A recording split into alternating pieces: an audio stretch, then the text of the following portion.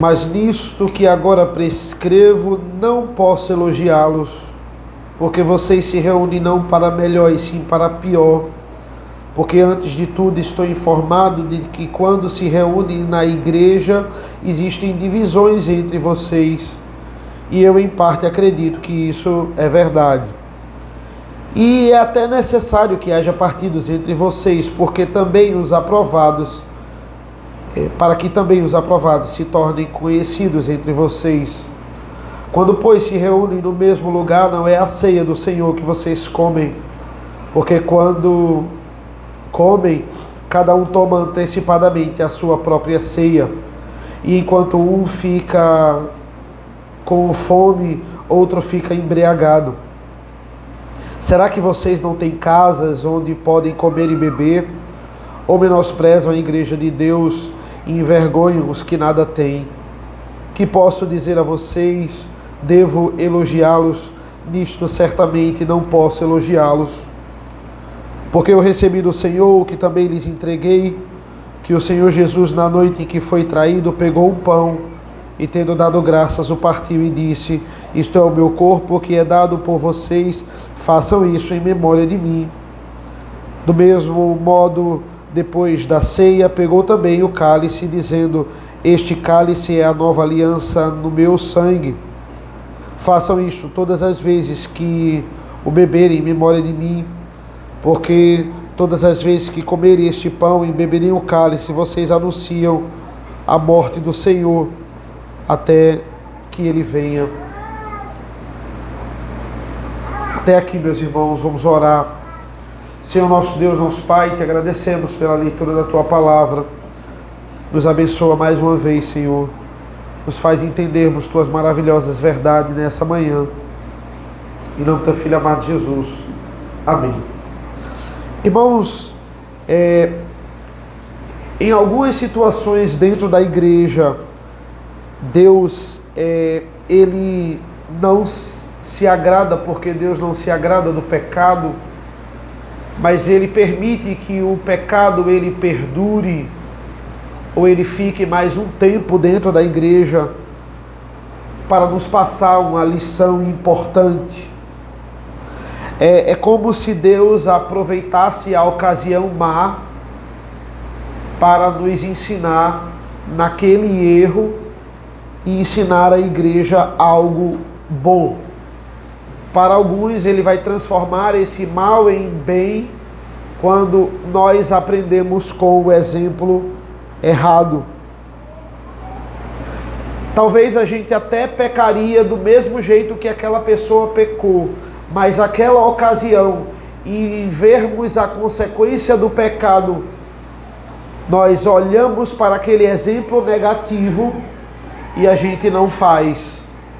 A gente é freado pelo exemplo negativo. Ver o que acontece, por exemplo, em casamento misto, as consequências disso no meio da igreja. É bom para um jovem que está pensando em namorar alguém. É bom para ele ver as consequências disso na prática. Até a ocasião de pecado pode ser usada por Deus. Ora, lembre-se da fala de José em Gênesis, quando ele perdoa os seus irmãos. Ele vai falar disso, ele vai dizer assim: agora, pois, não fiquem tristes nem irritados contra vocês mesmos, por terem me vendido para cá, porque foi para a preservação da vida que Deus me enviou adiante de vocês, porque já houve 2 anos de fome na terra, e assim restam 5 anos em que não haverá lavoura nem colheita. Entenda, isso não tira a responsabilidade dos irmãos em terem vendido José, mas não tira a soberania de Deus em decretar tudo isso para que Israel fosse salva da fome. Vejam que essa é a lógica no versículo 19. Olha o que aqui Paulo ele afirma no versículo 19, que eu creio que é o versículo-chave dessa primeira parte aqui. Ele vai dizer assim: e é até necessário que haja partidos entre vocês, para que também os aprovados se tornem conhecidos entre vocês. Ele passou 4 capítulos combatendo partidos na igreja. E ele agora vai dizer: é até necessário que tenha, para que os aprovados sejam destacados. Ele condenou, mas agora ele vai dizer: é bom que tenha. Por quê? Porque isso vai destacar os aprovados. Então, Deus ele pode nos levar a situações complexas, mas jamais questione se o que Deus está fazendo ou permitindo no meio da igreja é para um fim bom ou mal. Sempre Deus quer o bem da igreja. Tudo até que acontece de ruim no meio da igreja é para destacar os aprovados. É para que os aprovados vejam e aprendam com aquilo ali. É para que a igreja cresça. Paulo é nitidamente contra a divisão, irmãos. Ele é contra os partidos. Lá no início do livro, eu sou de Paulo, eu sou de Apolo, eu sou de Pedro, eu sou de Cefas. Ele é contra o irmão estar colocando o outro na justiça, ao invés de ele estar resolvendo isso dentro da igreja. Ele falou sobre isso: olha, vocês estão indo aos magistrados civis, quando isso poderia ser resolvido na igreja. Ele é contra o divórcio em 1 Coríntios 7. Nem se você é casado com um descrente, você pode separar se o descrente consente e ficar com você. Ou seja, ele é contra esse tipo de separação. Mas agora ele declara: embora seja errado, é necessário que aconteça, para que a igreja seja de tempo em tempo purificada. Mesmo num aparente cenário de divisão, Deus ele ainda atua na igreja. Olha que interessante. Versículo 2 do capítulo 11 vai dizer assim: eu os elogio porque em tudo vocês se lembram de mim e retêm as tradições, assim como eu as transmiti a vocês. Eu os elogio, eu vos louvo, em outras versões. Aí no versículo 17, que é o começo da nossa passagem de hoje: mas nisso que agora prescrevo, eu não posso elogiá-los, eu não vos louvo, porque vocês se reúnem não para melhor, e sim para pior. Olha, no primeiro assunto, vocês até tinham um ponto positivo, porque vocês retêm algumas tradições, mas agora aqui, sobre ceia, vocês não têm nada positivo. Não tem nada que eu possa tirar aqui. A única coisa boa aqui é que Cristo ele ensina através da desordem. É até necessário que isso aconteça, para que vocês saibam como a ceia deve ser praticada, mas ele não encontra o lado bom no pecado em si, no que eles estavam fazendo. Veja, olha o versículo 22, por exemplo, que é o final do nosso primeiro ponto aqui, dessa primeira parte. Ele vai dizer assim, versículo 22, será que vocês não têm casas onde podem comer e beber, ou menosprezam a igreja de Deus e envergonham os que nada têm? Que posso dizer a vocês? Devo elogiá-los? Nisso certamente eu não posso elogiá-los. Nisso certamente eu não vos louvo. Ele não louva a divisão, ele não louva a facção. Ele só louva a situação, porque a situação destaca os fiéis. A situação destaca os aprovados. Ele vai justamente mostrar aquilo que não era uma ceia. Olha, isso aqui que vocês estão fazendo não é uma ceia. A ceia, a Santa Ceia. Vocês acham que é, mas não é. E logo em seguida, versículo 23, ele vai dizer, porque eu recebi do Senhor o que também lhes entreguei. Olha, o que é a ceia de fato é aquilo que eu recebi e entreguei para vocês. Por exemplo, Jesus faz a mesma coisa, ele usa a mesma Paulo usa a mesma metodologia de Cristo com o que Jesus faz no Sermão do Monte. Jesus vai dizer primeiro, como vocês estão fazendo? Olha, vocês não podem orar como os fariseus. Vocês não podem orar como os hipócritas. Eles oram de forma errada. Eu vou ensinar a vocês como orar. E aí ele fala, não façam como os hipócritas. E de fato ele mostra como orar, quando ele mostra a oração do Pai Nosso. Primeiro não façam assim, vocês estão fazendo errado. Depois, como deve ser feito. Não façam assim, versículos 17 a 22, como deve ser feito, versículos 23 a 26. Paulo, ele está dizendo, olha, a maneira como vocês praticam está contra a vontade de Deus. São 3 pontos mencionados nesse bloco, irmãos. Capítulo 11 até o capítulo 14.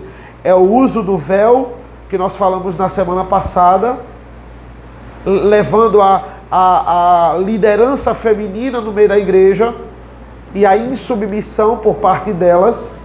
Aqui nós temos a ceia, que estava sendo praticada de forma errada, e depois, logo mais, no capítulo 12, ele vai falar sobre dons espirituais. Para no capítulo 13 ele falar sobre o amor na execução desses dons, e para ele destrinchar o culto e a ordem de culto no capítulo 14. Esse é o bloco de Coríntios aqui. Primeiro, ele vai dizer, olha, eu fiquei sabendo, me disseram que há divisões entre vocês. O primeiro argumento é contra a divisão. Segundo, é o modo como eles estavam celebrando a ceia. Aqui era um problema claro de culto. Ele vai falar sobre quando vocês se reúnem, essa é a expressão aqui. Vocês estão se reunindo para pior e vocês não estão se reunindo para melhor. Ou seja, era um culto errado. O que é que se espera do culto, irmãos? É que a gente saia transformado, edificado, porque nós prestamos um culto correto. Aqui eles estavam saindo prejudicados, porque eles estavam prestando um culto errado. Problema em cultuar. Mulheres insubmissas tomando a liderança da igreja, a ceia que não estava sendo praticada da forma correta, dons que estavam sendo usados sem nenhuma ordem, sem nenhum controle, com soberba e não com amor. Por exemplo, aqui eu tenho problemas nítidos de classes sociais. O quem era rico estava ostentando sua riqueza no culto, e quem era pobre estava olhando o rico ostentar a sua riqueza e ficando com fome, porque uma das intenções da ceia era saciar a fome, e Paulo também vai combater isso. Versículo 21 vai dizer assim, ó, porque quando comem, cada um toma antecipadamente a sua própria ceia. Enquanto um fica com fome, o outro fica embriagado. Eles estavam comendo, mas quase... uns estavam comendo, mas quase não tinham nada para comer. E outros estavam abarrotados de pão e se embriagando. Havia desordem. Entenda, como eles estavam interpretando a ceia do Senhor. Eles estavam interpretando a ceia do Senhor como uma ceia de Natal que a gente faz em casa. Quando a gente diz assim, ceia de Natal, o que é? É aquele monte de comida e vamos lá. Não tem ordem, a gente não come igual, todo mundo come igual. Ou a ceia de Páscoa. Eles estavam comparando isso a uma festa. E ceias, no contexto greco-romano, eram festas pagãs. Elas só tinham nomes de ceias. E uma coisa bem diferente do nosso contexto. Você só comia o que você levava nas ceias greco-romanas. Não tinha essa de a gente leva, né? Quando a gente come aqui, cada um leva o seu e a gente come tudo, né?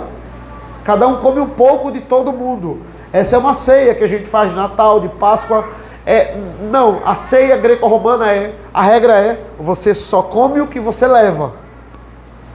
Funcionava como que um restaurante. Você come o que você paga.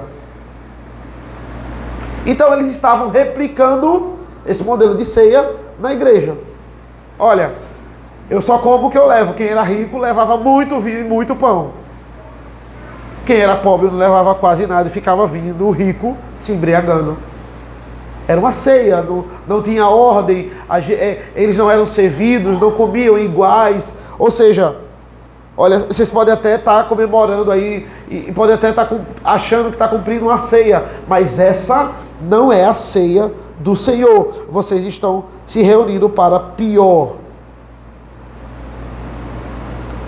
Versículo 20. Quando, pois, se reúnem no mesmo lugar, não é a ceia do Senhor que vocês comem.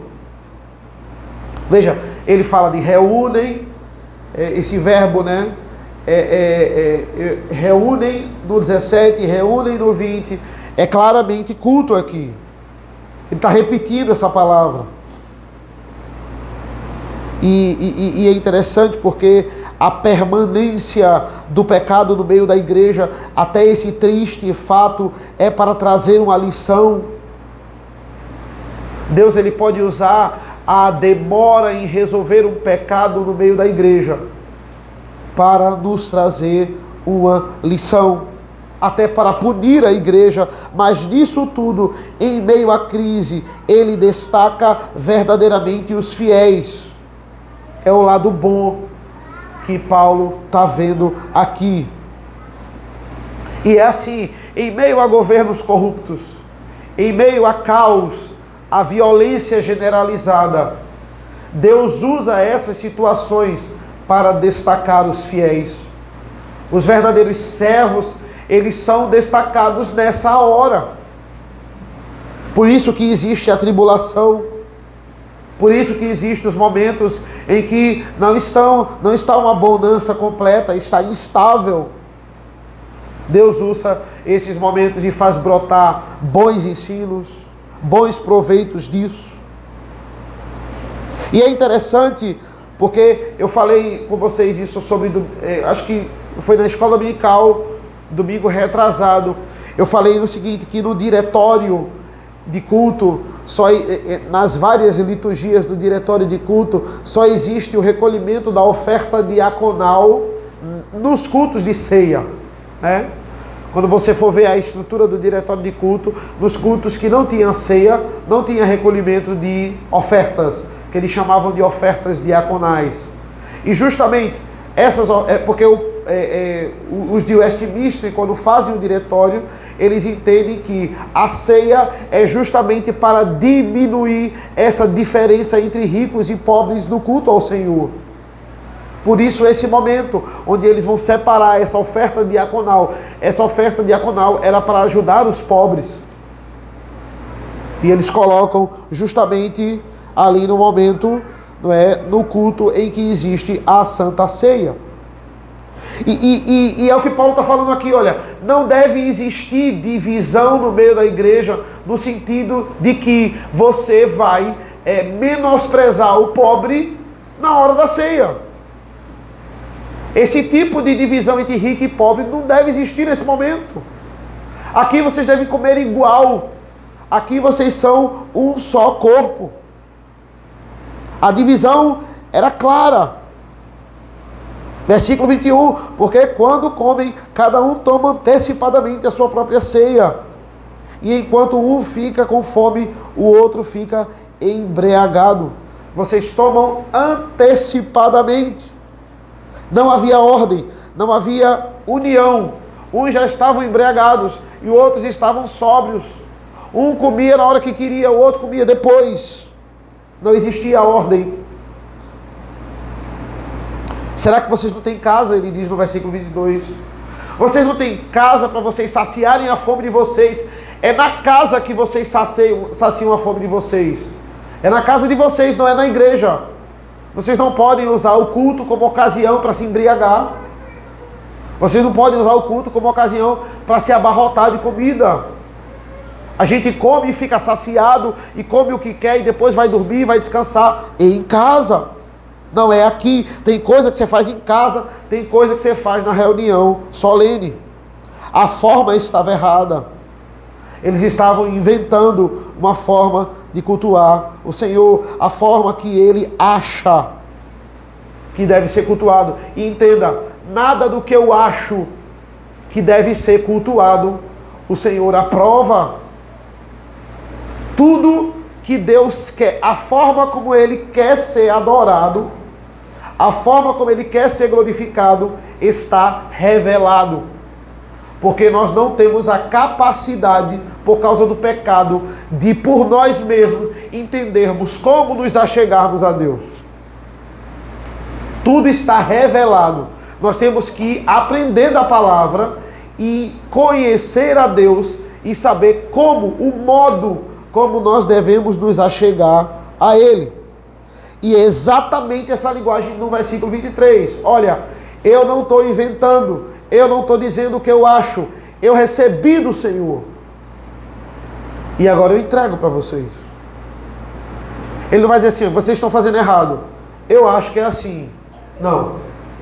O que eu recebi, eu estou entregando a vocês.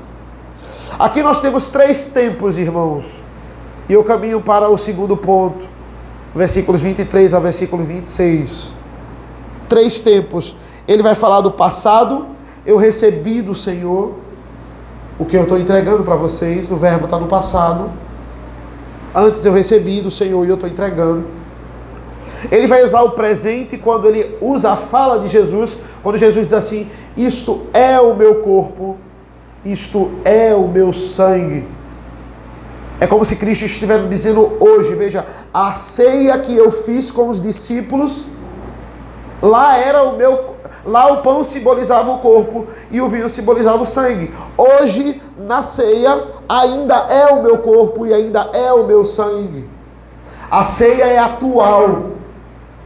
A ceia deve ser praticada, como diz no versículo 26, até que ele volte, até que ele venha. E justamente o versículo 26 é o futuro. Ele virá. Isso deve ser praticado até o futuro, até que ele venha. Passado, presente e futuro. Olha que interessante. Veja o finalzinho do 22, diz assim, ó. Que posso dizer a vocês? Devo elogiá-los? Nisso certamente não vos elogio, porque eu recebi do Senhor o que também lhes entreguei. Vocês estão deturpando o sacramento, eu não vos louvo. Por quê? Porque eu recebi do Senhor, ou seja, eu recebi e eu entreguei. O que vocês praticam não está de acordo com o que eu recebi e entreguei. Vocês estão fazendo dos seus próprios desejos, vocês estão longe do padrão. É interessante porque existe uma guerra linguística aqui nesse eu recebi e entreguei. E eu vou explicar para vocês, depois eu vou explicar porque eu estou explicando isso para vocês. Certo? Veja, tem uma variação exegética aqui. Primeiro, essa expressão receber e entregar. O que eu recebi eu estou entregando. Era uma expressão cultural greco-romana, referindo-se à tradição. Tudo que eu queria mostrar, uma tradição na minha família, eu dizia isso, olha, eu recebi isso antigamente e eu estou entregando a vocês, meus familiares.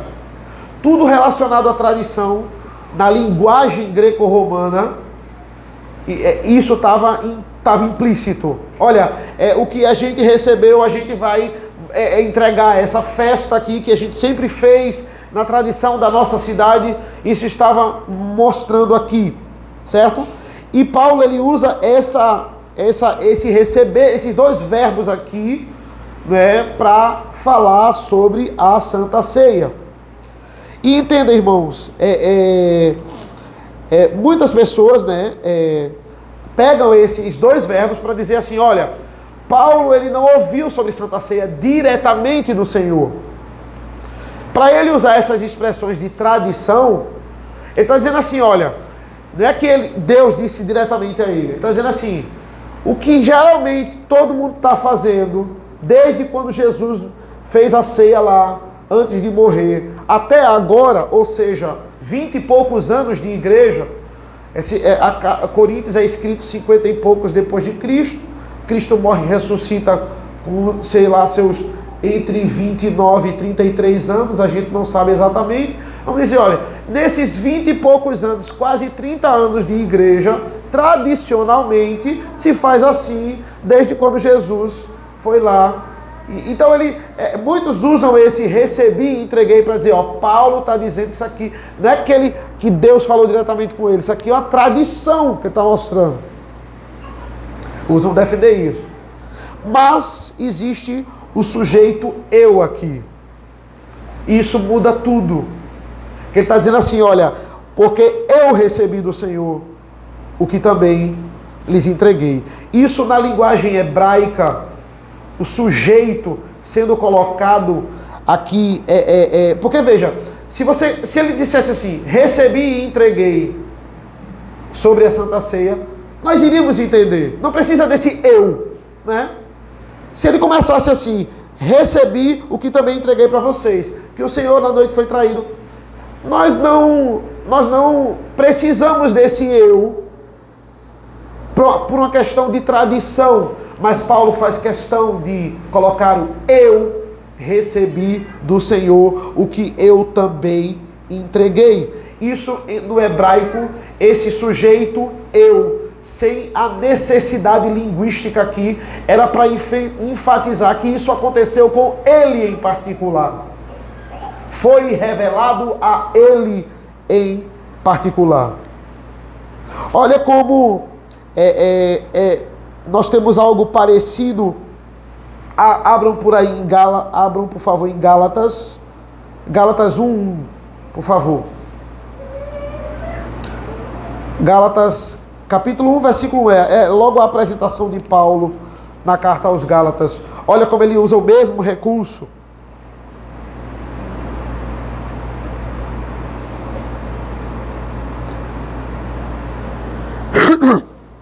Ele diz assim, ó, Paulo, apóstolo, não da parte de pessoas, nem por meio de homem algum. Veja, nem por meio de homem algum, mas por Jesus Cristo e por Deus Pai, que ressuscitou dos mortos. Ele podia dizer assim, ó, Paulo, não da parte de homens, mas por Jesus Cristo e Deus. Mas ele diz, mas por Jesus Cristo, não por homens, mas por Jesus Cristo e por Deus Pai, ou seja, por Deus Pai, né, que ressuscitou dos mortos, ou seja, por e por. Ele está repetindo algo que linguisticamente não é necessário. Para quê? Para enfatizar isso. Eu recebi particularmente essa revelação. Quando a gente vai, por exemplo, para Gálatas 1 e 2, ele vai mostrar que ele demorou 3 anos para se encontrar com o primeiro apóstolo. Ou seja, como Paulo, ele passou o evangelho de forma tão fiel, né? Só se encontrando com os apóstolos depois de 3 anos. Revelação direta de Deus. E por que eu preciso frisar isso? Eu recebi o que também eu entreguei. Porque a Igreja Católica, ela usa esse detalhe do recebi e entreguei para defender que tradição é tão importante quanto revelação. Para dizer, olha, o que Paulo está passando é uma tradição. E se a gente passar a tradição, é tão importante como algo que está revelado na Escritura. Eles alegam que Paulo se apegou ao que costumariamente se faz no meio da igreja. E que o que costumariamente começa a acontecer no meio da igreja se torna tão importante como revelação. É isso que eles dizem. Por isso que os dogmas da Igreja Católica são tão preciosos ou até mais valiosos que a própria revelação. Porque no final eles valorizam mais a revelação, mais a tradição do que a revelação. E aqui é nítido, isso aqui foi revelado diretamente a mim. Eu não estou me apegando a tradição nenhuma. Eu não comecei a perguntar a um e a outro como é que se faz a Santa Ceia. E eu estou dizendo que isso aqui é a verdade. Isso aqui Deus falou para mim. Paulo é um verdadeiro apóstolo. Um dos pré-requisitos para ser apóstolo é ter andado com Deus. Os outros apóstolos andaram com Deus em carne. Paulo andou com Deus glorificado. Revelação direta de Deus. Essa é a ideia. Como é que ele pregou o evangelho? Como ele instruiu as igrejas quanto aos sacramentos? Como ele ensinou a forma correta de se cultuar? Tradição? Não.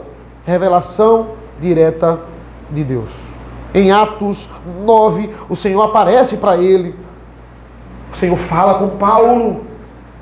Ele é instituído como apóstolo. Ele é reconhecido logo depois pelos outros apóstolos. O que eu recebi do Senhor, eu vos entreguei. O grande ponto aqui é o conteúdo recebido e o conteúdo entregue. E isso servia para confrontar. Ele também vai dizer assim, na noite em que foi traído.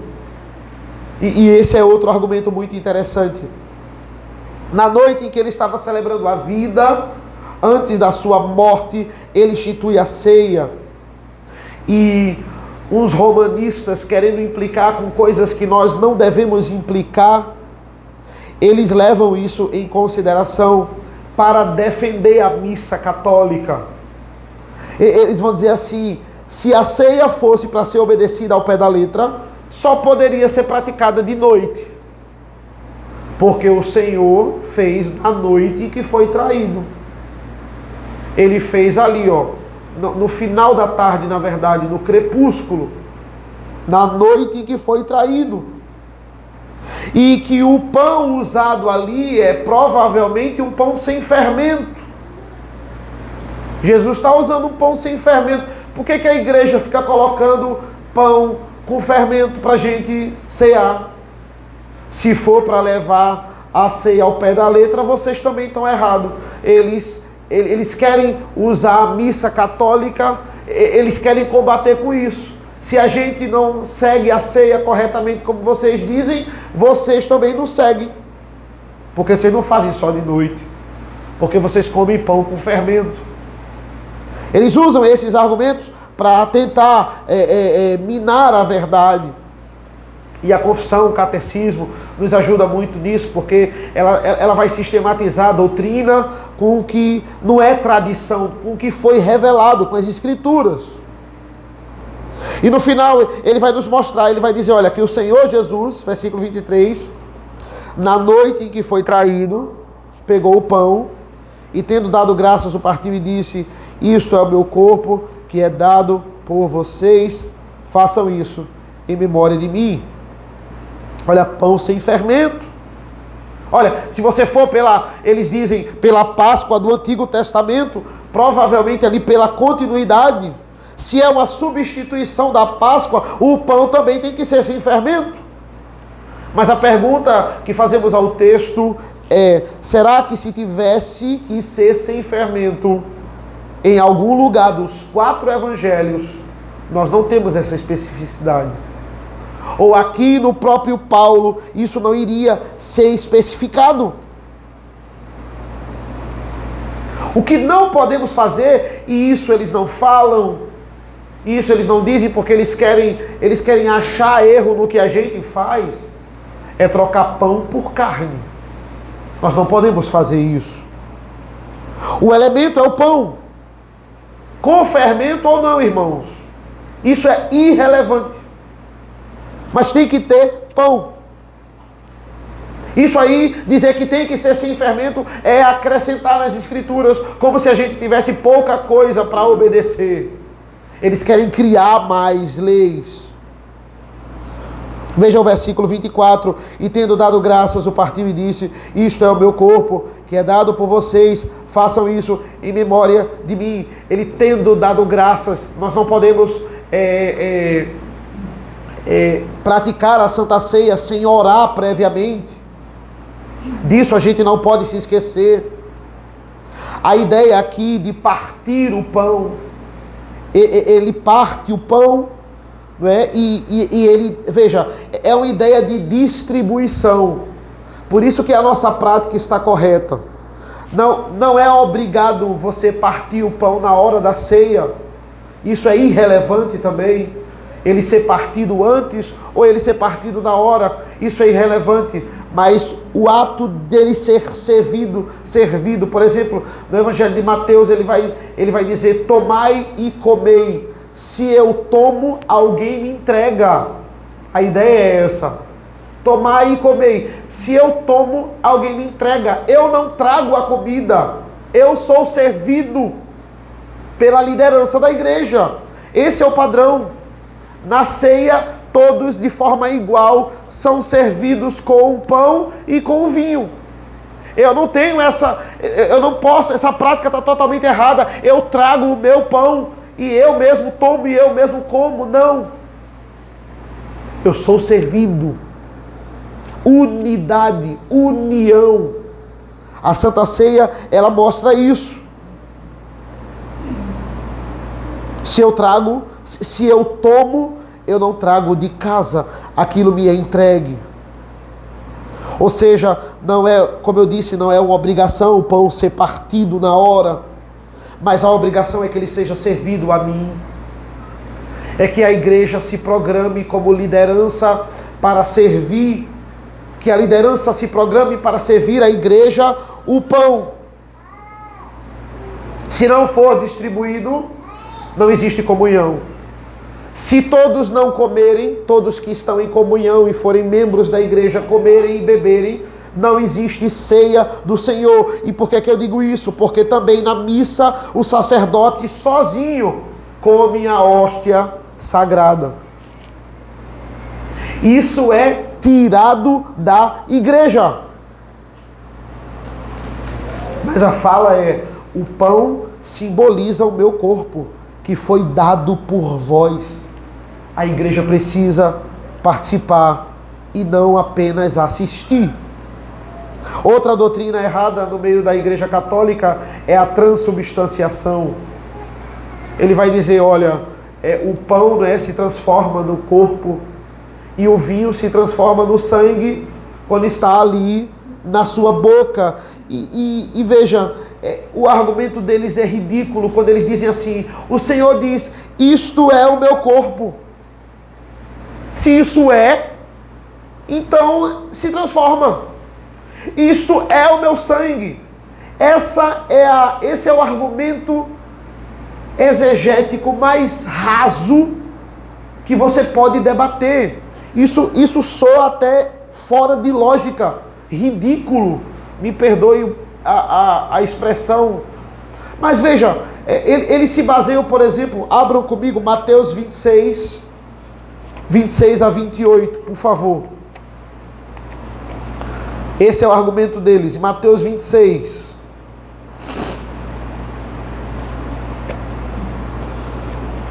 Mateus 26 a 28.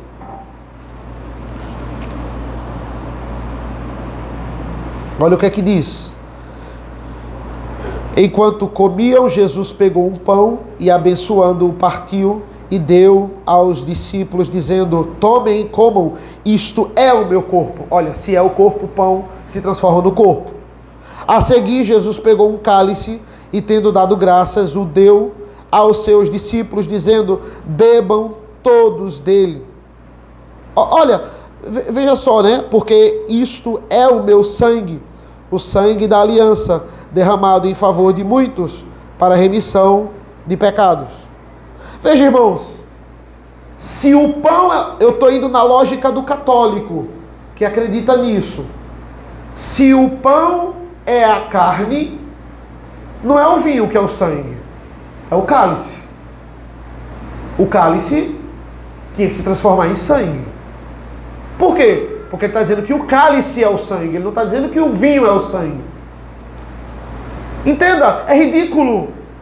O cálice, o artefato que guarda o vinho, deveria ser transformado. Porque ele está dizendo que... Não, aí ele vai dizer, claro que isso não tem lógica. É claro que está dentro do cálice, sim, mas não está dizendo que é o sangue, que o vinho é o sangue. Está dizendo que o cálice é o sangue. Entenda como não tem lógica, como isso são símbolos que apontam para a carne e o sangue de Cristo. Eu digo que Cristo é a videira. Então Cristo é de fato uma videira, ele se transforma numa videira. Cristo é a rocha, e aí de fato Cristo é uma rocha, ele se transformou um dia numa rocha. Não tem lógica. São símbolos que apontam. É claro que é o vinho que está dentro do cálice, que é o sangue de Cristo, que simboliza o sangue de Cristo naquele momento na ceia. E o pão simboliza a carne, não se transforma. É um erro básico de exegese, que ninguém procura saber, que se apegam à tradição, e tradição é revelação, é tudo junto, é a mesma coisa. Porque fulaninho fazia e todo mundo fez, então tá certo. É isso que a Igreja Católica, ela se baseia. Calvino conclui que o símbolo é pão e o vinho. Mas esse é um sacramento, pois Cristo está presente na ceia, mas não de forma substancial. Cristo em carne e em corpo glorificado, ele não está presente literalmente aqui. Calvino vai dizer, a sua presença é em poder. O poder do seu corpo e o poder do seu sangue estão presentes no momento da ceia. Eu não posso trocar os elementos, irmãos. É pão e é vinho. Calvino vai dizer, abre aspas, eles são símbolos e penhores do sacramento. Porque o penhor é aquilo que garante. Olha, comer o pão me dá garantia de que eu estou participando do corpo. É o elemento correto, é o penhor. Só existe o pão como penhor da carne. Beber o vinho me garante que aquilo me aponta para o sangue. Outros elementos, qualquer outro que são inventados, eles são considerados indignos de serem penhores, pois eles não foram usados por Jesus na noite em que foi traído. Olha, capítulo 10, versículos 16 e 17. Até eu estou com frio, irmão. Se eu estou com frio, então o negócio é sério, né? Vou dar uma maneirada aqui. Veja, capítulo 10, 16 e 17 diz assim: não é fato que o cálice da bênção que abençoamos é a comunhão do sangue de Cristo, e não é fato que o pão que partimos é a comunhão do corpo de Cristo, porque nós, embora muitos, somos unicamente um pão e um só corpo, porque todos participamos do único pão. A obra de Cristo, meus irmãos, o perdão dos pecados, a glorificação, a justificação, a santa ceia é o penhor de que tudo isso é meu. Somos comunicados espiritualmente quando participamos da ceia do Senhor. Isso é uma renovação. Por isso que ele diz assim, no versículo 25, penúltimo versículo da gente, ele vai dizer assim: do mesmo modo, depois da ceia, pegou também um cálice, dizendo: este cálice é a nova aliança no meu sangue. Façam isso todas as vezes que beberem em memória de mim. Esse cálice é a nova aliança. É interessante porque se a gente for para Êxodo 20, Êxodo de 20 a 24, eles recebem a lei e eles glorificam ao Senhor por aquilo, e um sacrifício é feito.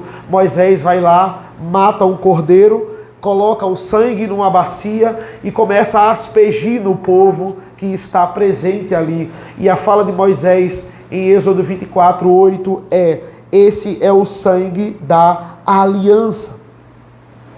Simbolicamente, apontava para o sangue do Cordeiro Pascal que livrou o povo da condenação eterna. E muitos dizem assim, principalmente os dispensacionalistas, que aquele é o sangue da aliança, esse é o sangue da nova aliança. E é interessante porque eles vão dizer assim, não entenda a nova como outra aliança. Principalmente na linguagem grega. Nova não é outra. Nova é algo restaurado. Digamos que seja o ápice. Grego novo, ele não quer dizer algo necessariamente trocado ou outro. Por exemplo, quando eu digo lá em Apocalipse 3 que existirá novo céu e nova terra. Olha, haverá novo céu e nova terra. Eu não estou dizendo que Deus irá destruir esse céu e destruir essa terra, e agora haverá um céu e uma terra completamente novo, completamente diferente, algo que você não vai conseguir nem distinguir. Não, isso aqui, não. João, ele está dizendo que o céu e a terra vão ser restaurados. Na linguagem grega, isso é restauração. Da mesma forma que o que Moisés praticava fazia parte da aliança, o cálice é a nova aliança, porque Cristo é o ápice de tudo que no Antigo Testamento, em sombra, apontava para Ele. Ele é o ápice disso. Ele é a restauração, ele é o que culmina em tudo aquilo que era praticado no Antigo Testamento. Ele é a nova aliança. Todos que tiveram o sangue aspergido ali em Êxodo 24, eles estavam declarando que se submetiam ao pacto da graça. Quando eu faço isso, comendo o pão e bebendo o vinho, todos os meses, eu estou declarando de igual modo que eu faço parte desse mesmo pacto, o pacto da graça. Irmãos, dito isso, é estranho nós sermos cristãos e não querermos participar desse momento. É estranho a gente não se esforçar para fazer parte desse momento. A Santa Ceia é onde nós recebemos e participamos dos penhores da nossa salvação, que é o sacrifício de Cristo. Como é que eu não faço questão de participar desse momento?